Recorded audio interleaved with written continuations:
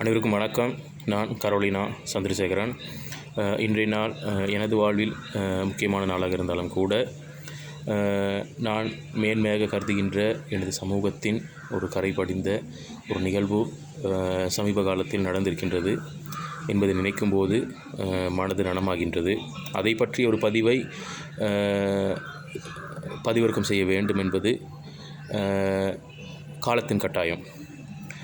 அதாவது சாமிமலை மஸ்கலியா, சாமிமலை கவரவில்லை, இந்த தோட்ட பிரிவில் உள்ள பெரிய சோளகந்தை என்கின்ற அந்த தோட்டத்தில் கடந்த 20 வருட காலமாக இயங்கி வந்த ஒரு தனியார் தொண்டு நிறுவனத்தின் ஊடாக இயங்கி வந்த முன்பள்ளி சிறுவர் நிலையத்தை அந்த தோட்ட நிர்வாகம் பலவந்தமாக மூடியுள்ளதாக செய்திகளில் அறிந்து இந்த பதிவை பதிவிறக்கம் செய்கின்றேன்.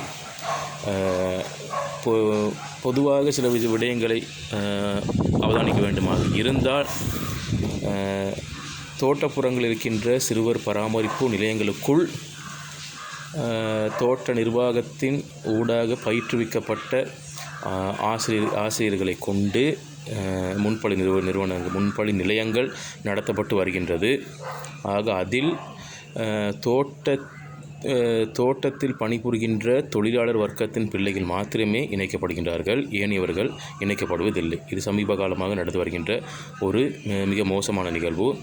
அதேவேளை ஒரு குடும்பத்தில் ஆண் தொழிலாளர் மட்டும் பணியாற்றி பெண் தொழிலாளர் கடமையில் இல்லாத குடும்பங்களைச் சேர்ந்த பிள்ளைகளை 12 மணியோடு அவர்கள் வீட்டுக்கு அனுப்பி பின்னேரங்களில் அவர்கள் அந்த பிள்ளைகளை அந்த பள்ளி நிலையங்களுக்கு அனுமதிப்பதில்லை.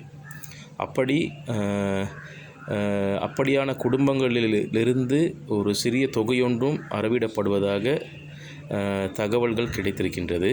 இது உண்மையா என்று சரியாக தெரியவில்லை, அலசி பார்க்க வேண்டிய ஒரு விடயம். எங்களுடைய கல்வி வளர்ச்சி என்பது பலரும் அறிந்த ஒரு விடயமே. கட்டங்கட்டமான வளர்ச்சி.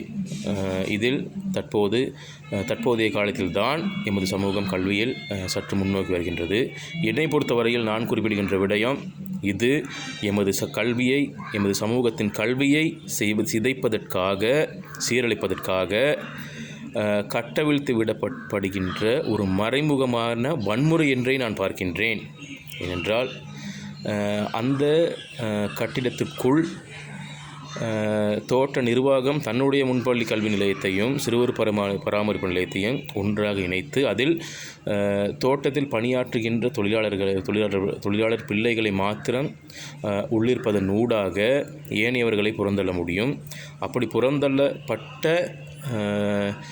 குடும்பங்களை சார்ந்தவர்களை மீண்டும் தொழிலாளர்களாக தோட்டத்திற்குள் உள்வாங்குவதற்கான அழுத்தத்தை கொடுக்க முடிவதற்கான ஒரு மறைமுக வேலையாகவும் இருக்கலாம். இது என்னுடைய கருத்து. என்னுடைய இத்தனை வருட அனுபவத்தில் நான் கண்ட விடயம், அனுபவத்தின் ஊடாக சொல்கின்றேன். நிச்சயமாக தோட்டத்தில் இருக்கின்ற அனைவரும் இதனை கண்டிக்க வேண்டும். தோட்டத்தில் இருக்கின்றவர்கள், அந்த தோட்டத்தை சேர்ந்தவர்கள் மாத்திரமல்ல, மலையக சமூகத்தில் வாழ்கின்ற அனைவரும் இதனை கண்டித்தாக வேண்டும். இளைஞர்கள் இந்த விடயத்தை கையில் எடுக்க வேண்டும். ஏனென்றால் எமது பொருளாதாரம் ஏற்கனவே சிதைக்கப்பட்ட நிலையில் இருக்கின்றது. அதை தாண்டி நாம் பல விடயங்களில் பல தடைகளை தாண்டி கல்வியில் முன்னேறி வந்து கொண்டிருக்கின்றோம். தற்போது கம்பெனி நிர்வாகங்கள் இதில் கை வைக்கின்றது.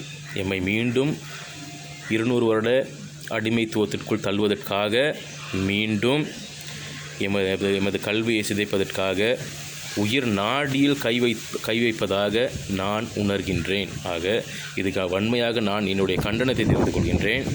எதிர்காலத்தில் இதற்கு எதிர்ப்பான குரல்களும் ஓங்கி ஒலிக்க வேண்டும் என்பது என்னுடைய வேண்டுகோள், தாழ்மையான வேண்டுகோள். எனவே மலையக சமூகத்தை சார்ந்தவர்கள் மட்டுமல்லாது சிறுபான்மை இனத்தை சார்ந்த மக்களை தயவு செய்து இதனை கருத்தில் கொள்ளுங்கள், விழித்து கொள்ளுங்கள். எதிர்காலத்தில் நடக்கவிருக்கின்ற ஆபத்தை இப்பொழுதே மொழியில் கிள்ளி எறிய வேண்டிய காலத்தில் நாம் இருக்கின்றோம் என்பதனை மறந்துவிட வேண்டாம். நன்றி.